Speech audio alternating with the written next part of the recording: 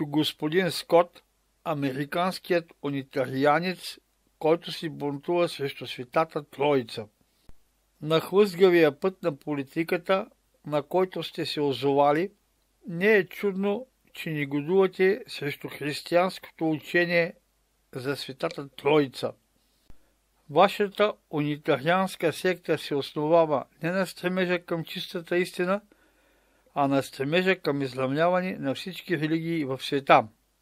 Но тъй като е трудно да се изравни планината с долината, вие се сърдите на планината, защото ви се струва съвсем погрешно, че е по-спасително да се изравни планината, отколкото да се издигне низината. И при това вие твърдите, че вашата секта вярва в Иисус Христос. Ако вие вярвате в Иисус Христос, то как тогава можете да се стремите към приравняване и уеднаквяване на истината и лъжата? Христос ли ви е посочил този път?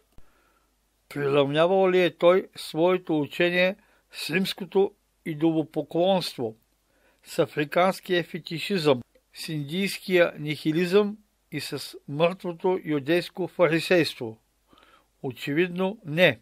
И Христовият апостол решително се обявява против вас, казвайки: какво общо има между светлината и тъмнината?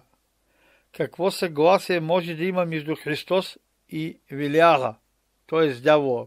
Знайте, че светът не разпъва на кръст онзи, който примирява истината с лъжата, светлината с тъмнината, доброто с злото.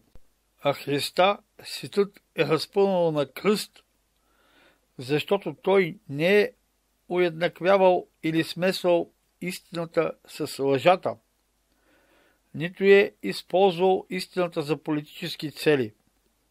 Следователно, ясно е, че вие не вярвате в Иисус Христос.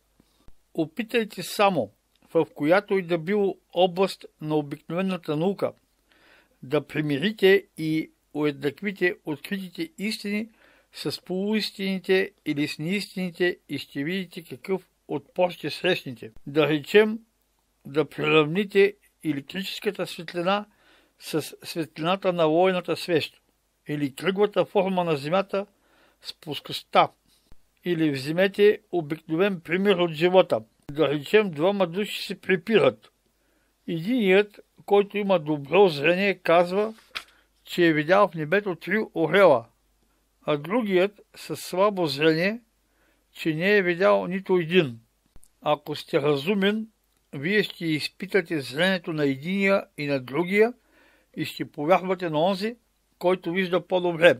Но понеже за вашата секта е важна не истината, а примиряването и уеднаквяването, вие ще кажете на онези двамата: понеже аз изобщо не искам да вдигам очи към небето и да проверявам каква е истината, то най-добре е вие двамата да се помирите, взаимно да направите отстъпки и в съгласие да кажете, че и двамата сте видели един орел.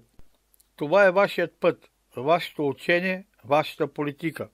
Светът не е последвал вашата секта, както са вярвали нейните основатели. Останали сте и до днес в християнския свят малобройна и незначителна секта, подобно на скала в морето. Защо? Защото въпреки, че хората държат на мира, те още повече държат на истината. А истината за Бога, един в 3 лица, е дошла в света по откровение. Била ни е открита от най-прозорливия, от Сина Божий и Исус Христос. 3 лица, една същност.